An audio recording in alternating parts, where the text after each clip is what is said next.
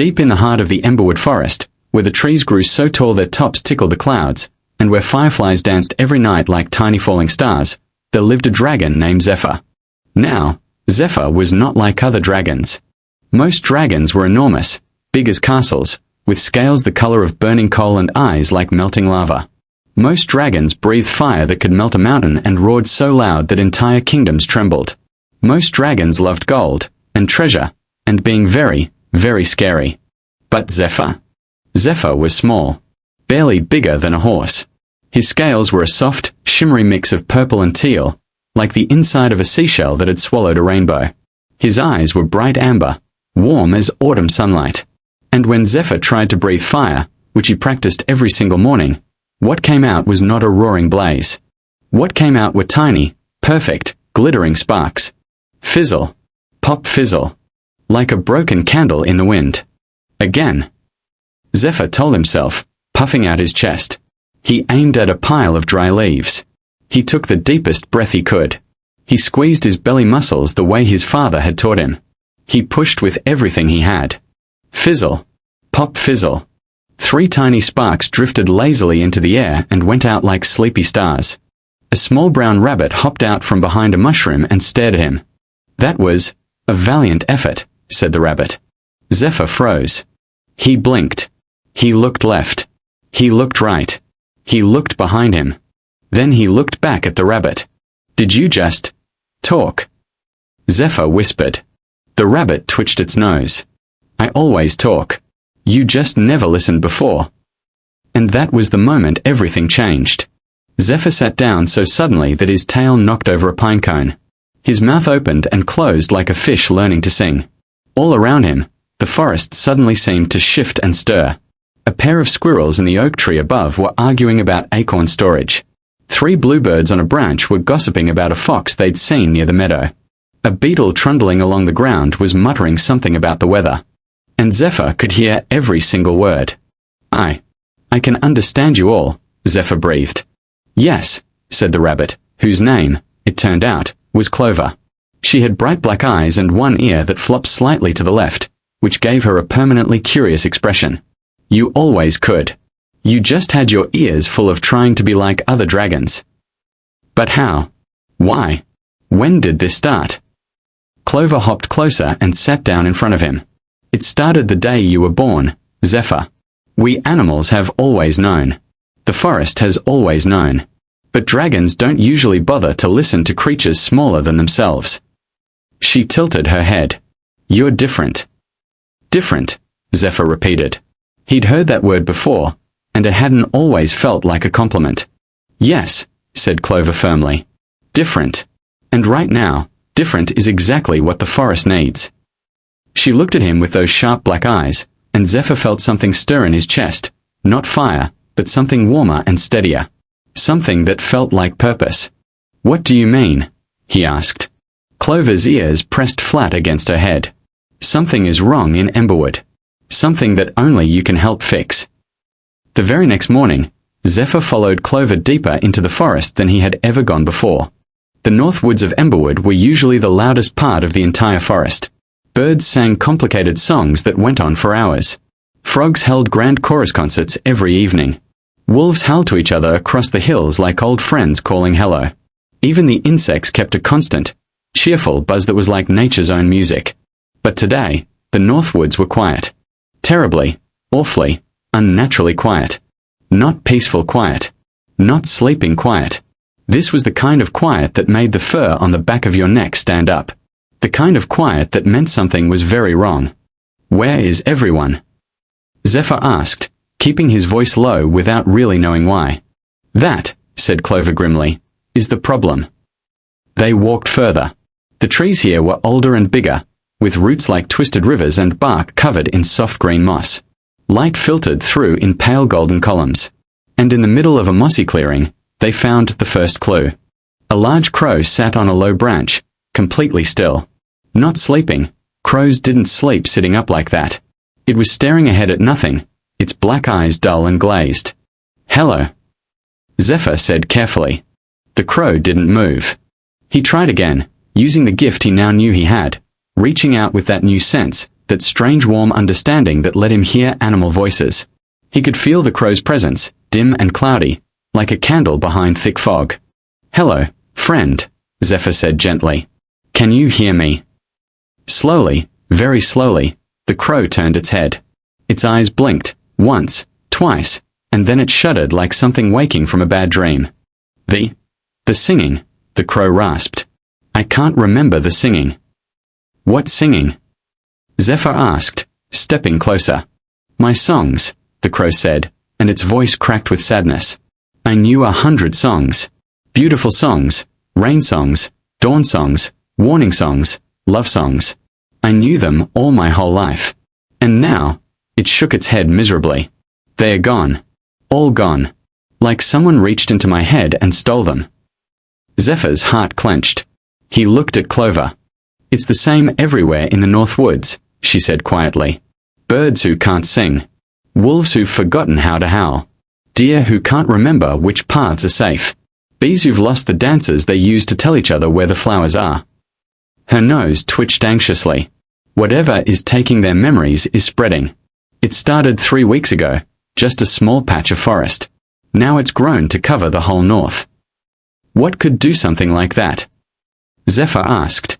Clover's ears went flat. "We think it's the grey moth." A chill ran down Zephyr's spine, even though dragons aren't usually afraid of moths. But even he had heard whispers of this creature, a moth large as a wagon wheel, with wings the color of ash and a dust it spread that could drain memory and joy from any living thing it touched. "The grey moth is real," Zephyr said. "Very real. And very close." Clover looked at him. "That's why we need you, Zephyr. You can talk to the animals. You can find out what they remember, where they last saw something strange, where the moth might be hiding. And you're a dragon. You're the only one who might be able to face it." Zephyr looked down at himself. Small, purple teal scales. Fizzling sparks. The only one who might be able to face it. He took a breath. "All right," said Zephyr. "Let's start asking questions." Zephyr and Clover moved through the North Woods like detectives, stopping at every animal they found. There were many. A fox curled beneath a pine tree who had forgotten how to find her den. A family of otters at the edge of a stream who sat confused, staring at the water they no longer recognized. A great horned owl perched on a hollow log, blinking slowly, unable to remember why owls come out at night. With each one, Zephyr crouched down, spoke gently, and listened. And slowly, piece by piece, like assembling a puzzle, a picture formed. "The fox says she saw a huge shadow pass over the moon 3 nights ago," Zephyr reported to Clover. "Moving from east to west. The otters say the river smells wrong, like cold ashes, near the mossy waterfall upstream," said Clover, whose rabbit ears were excellent at catching whispers.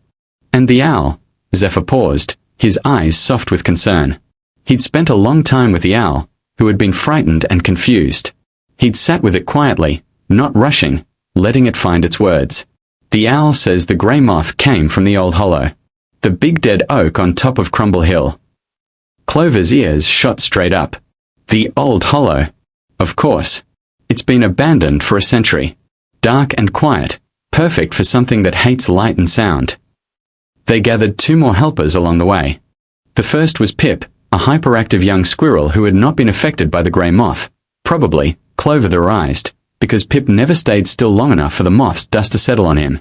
Pip moved like lightning, scrambling up trees and across branches, scouting ahead and reporting back in a breathless rush of chattering words. The second was Bramble, an old badger who lived in a burrow near the northern edge of the woods. Bramble was large, grey-muzzled, stubborn as a stone wall, and absolutely furious about what was happening to the forest. "My grandmother's grandmother remembered the last time the grey moth came," Bramble growled, falling into step beside Zephyr. His claws left deep marks in the soft earth. "She said it took the forest 5 years to recover." 5 years. I am not waiting 5 years. He glared up at Zephyr. "You're a dragon. Can you burn it?" Zephyr tried. Fizzle. Pop fizzle. "I'm working on that." Bramble stared at the 3 tiny sparks. "Right," he said, in a tone that suggested he was deeply unimpressed but had decided not to mention it. As they climbed Crumble Hill, which was steep and rocky and covered in loose shale that slid treacherously underfoot, Pip spotted something. There. There, the squirrel chattered, pointing with his tiny paw. See that tree? The big dead one? There's a light inside it, but it's not warm light, it's cold light, like the moon swallowed a thundercloud. They all saw it.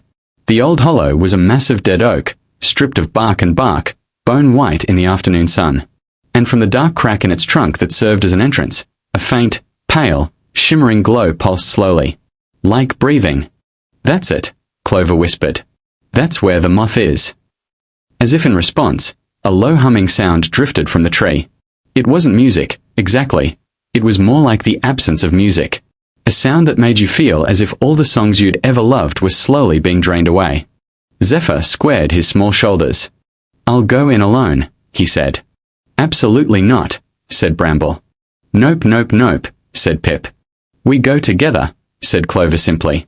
Zephyr looked at his three friends, a rabbit, a squirrel, a badger, all looking back at him with fierce, determined eyes. He nodded. Together, he said. But stay behind me. They walked toward the old hollow as the humming grew louder, and the pale light pulsed, and the shadows deepened around them like a held breath. The inside of the old hollow was enormous, far bigger than it looked from outside, as if the tree had somehow swallowed its own shadow and grown larger within. The walls were coated in a fine grey dust that glimmered faintly, like powdered moonlight. Cobwebs thick as curtains hung from the high curved ceiling. And there, in the very center of the space, hanging upside down from a dead branch, its massive wings folded around itself like a cloak, was the grey moth. It was extraordinary and terrible all at once. Its wingspan was wider than Zephyr was long. Its wings were the precise grey of sky before a storm, mottled with faint circular patterns like eyes that watched without seeing. Its antennae curled like old fern fronds. And all around it, like snowflakes that never fell, tiny motes of that grey dust drifted slowly in the still air. But that wasn't the most astonishing thing. The most astonishing thing was the threads. Dozens of fine silver threads stretched from the moth to the walls of the hollow, and on each thread, glowing faintly like trapped fireflies, were small shapes, a howl, coiled like a sleeping wolf, a birdsong, fluttering weakly, the otter family's memory of their river, rippling with confused light, the crow's 100 songs, tangled together in a shimmering knot. The grey moth had been collecting the memories, storing them like a library, except the books had been stolen. Memories, Clover breathed beside Zephyr. It's been taking them and keeping them here. Why? Pip whispered. It was Bramble who answered, his old voice rough with recognition. Because it feeds on forgetting. The more things forget, the more confused and fearful they become, and that fear is what feeds the moth. My grandmother's grandmother said so. As if it heard them, the grey moth stirred. Its wings unfolded slowly, silently, and its large pale eyes opened and looked directly at Zephyr. When it spoke, it sounded like wind through empty corridors, like the sound of things being forgotten. A dragon, it said, and its voice was neither warm nor cold, just absent, like a room where the fire has gone out. How curious. Come to burn me, little dragon? Go ahead. Try. Zephyr stepped forward. He could feel the grey dust drifting toward him, settling on his scales. Already at the edges of his mind he could feel something slipping, the color of Clover's eyes, the way Pip's tail curved when he ran. He pushed it aside and focused. I didn't come to burn you, Zephyr said. The moth's antennae quivered with surprise. Then why are you here, small dragon? To talk to you, said Zephyr. Like I talk to everyone. Silence. The grey dust swirled. The stolen memories flickered on their threads. Talk, the moth repeated, as if it had forgotten what the word meant. Yes, said Zephyr. He sat down, right there in the middle of the hollow, cross-legged like a child at story time, which was quite something for a dragon. I've been talking to all the animals in the North Woods today. All of them hurt and scared and confused because of what you've taken. And I want to understand why. Why does a moth need reasons? It said. Everyone has reasons, said Zephyr. Even you. Another silence. Longer this time. The forest is too loud, the moth said at last, and its voice had changed, just slightly. A thread of something real in it. Something that might have been pain. It has always been too loud. All those songs, all those calls, all that living and breathing and being. Since I first woke in this hollow 100 years ago, the noise has never stopped. The memories make noise. Even when the animals sleep, their memories hum and vibrate and fill the air. So you took them, Zephyr said quietly. For silence, the moth said. Just silence. Just peace. Zephyr was quiet for a moment. I understand being different, he said. I understand wanting things to be quiet when everything feels too much. He looked up at the moth's great pale eyes. But you can't have silence by stealing someone else's voice. Those memories aren't just yours to take. The wolf needs its howl. The crow needs its songs. The bees need their dances or they can't find food, and if they can't find food. The flowers don't get pollinated, the moth said, and its antennae drooped. And the fruit doesn't grow. And the whole forest. It was quiet for a long moment. I didn't think past the silence. Maybe, said Zephyr gently, we can find you a different kind of silence. A real one. One that doesn't hurt anyone. It took a long time. Much longer than any of them expected. Bramble grumbled. Pip fidgeted so severely that he ran up the walls twice and had to be quietly called back down. Clover sat perfectly still in the way only rabbits can, watching everything with those calm black eyes. And Zephyr talked. He talked to the grey moth the way he'd talked to the frightened crow and the confused otters. Patiently. Kindly. Without rushing. And slowly, very slowly, the moth talked back. It told Zephyr about its century of loneliness in the old hollow. About how sounds that were joyful to others felt like physical pain to its extraordinarily sensitive antennae. About how it had tried, once, long ago, to simply leave, to find a quieter place, but had flown into a thunderstorm and been swept back, battered, to the hollow. About how the grey dust had been an accident the first time. It had simply brushed against a sleeping bird while landing, and discovered that the bird's memories left it, and the silence that followed had been, for one brief moment, blissful. And then it became a habit, the moth said. And habits, without thinking, become something worse. Yes, said Zephyr. They do. The bargain they made was this. The grey moth would return every memory it had taken, every song, every howl, every safe path and beat dance and dream. All of it, back to its rightful owners. In return, Zephyr promised to come back. Every new moon, when the forest was quietest and the animals mostly sleeping, he would come to the old hollow and talk. Just talk. Because, it turned out, conversation, real, calm, gentle conversation, was a kind of quiet all its own. And there was one more thing.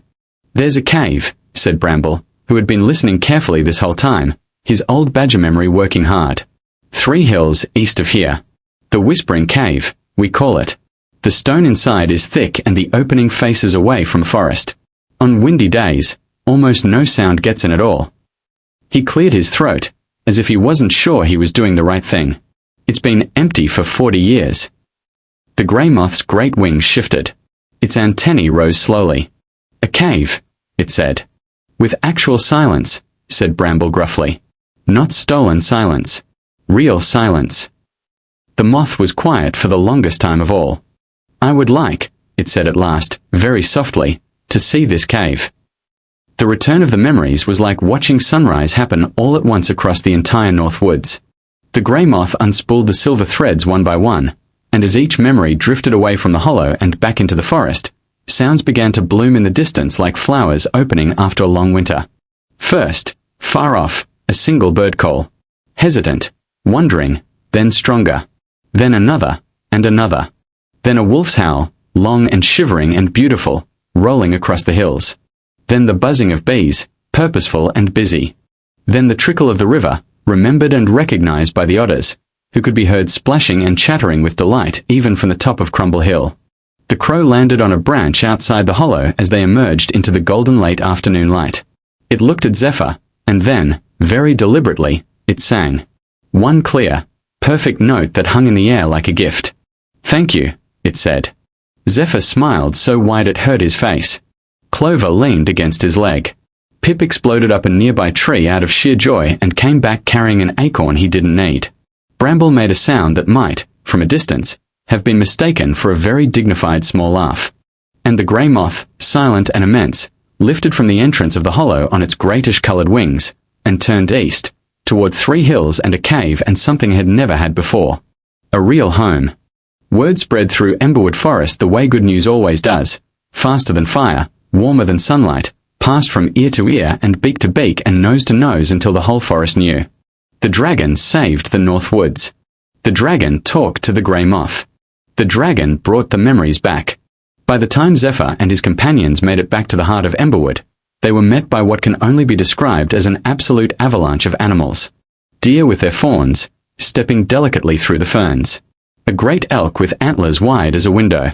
A parliament of owls sitting in a row along a branch, solemn and watchful. Foxes, raccoons, hedgehogs, otters who had run all the way from the stream. Butterflies in dozens of colors. Beetles shining like tiny jewels. Even a sleepy bear who had woken up early from a partial nap and ambled over because everyone else was going that direction. And birds, hundreds of birds, filling the trees until the branches bent gently under their collective weight, singing. Not chaotically. Not randomly. Together. It was the most beautiful sound Zephyr had ever heard. A great grey heron stepped forward. She was the oldest animal in the forest, so ancient her feathers had gone the color of clouds, and she looked at Zephyr with golden eyes that had seen 100 years of seasons. Little dragon, she said, the forest owes you a debt. Zephyr shook his head. I didn't do it alone. Clover found me. Pip scouted. Bramble remembered. He looked at his 3 friends standing beside him. We did it together. Even so, said the heron. You listened. Of all the gifts in this world, the gift of truly listening is among the rarest and most precious. She bowed her long elegant neck. The forest names you, Zephyr. You are the voice finder. The one who hears what others cannot. The animals around them added their voices, a chorus of calls and songs and howls and chirps that rose up through the ancient trees and scattered the birds from the high branches in a wheeling, glorious cloud. Zephyr sat very still in the middle of it all, his purple teal scales catching the last gold light of afternoon, and he felt, for the first time in his life, exactly right. Not too small. Not too different. Not broken for not breathing proper fire. Just right. Later, much later, when the celebration had settled and the forest had gone soft and starlit and the fireflies had come out to do their nightly dance, Zephyr sat alone on the bank of the river. He could hear everything, the fish speaking to each other in their low, burbling water language, the bats overhead navigating by sound and singing their ultrasonic songs too high for most ears, the earthworms far below having an extremely slow and serious conversation about soil. He loved it. He loved every bit of it. Clover hopped up and sat beside him. For a long time, neither of them said anything. Sometimes that's the best kind of talking. Then Clover said, You know, you never did get your fire working. Zephyr grinned. He puffed out his chest. He took the biggest breath he'd ever taken. He thought about the crow singing that one perfect note. He thought about the wolf's howl rolling across the hills. He thought about the sound of the whole forest remembering itself. He breathed. And what came out was not a roaring blaze. What came out was a fountain of the most extraordinary sparks, thousands of them, millions, each one a different color, spinning and dancing and rising up through the canopy into the night sky, where they joined the stars or perhaps became stars, bright and brief and beautiful. Clover stared. Her ears went straight up. Her eyes went wide. Zephyr, she breathed. That's the most beautiful fire I've ever seen. Zephyr watched his sparks rise and fade and shimmer. He thought about the grey moth in its quiet cave. He thought about the crow and its 100 songs. He thought about the heron calling him voice finder. Maybe, he said thoughtfully, I was never supposed to burn things. Clover looked at him. Maybe my fire is for something else, he said. Maybe my fire is for lighting things up. For showing what's there in the dark. He looked up at the sky full of his own sparks. Maybe that's enough. And it was. More than enough.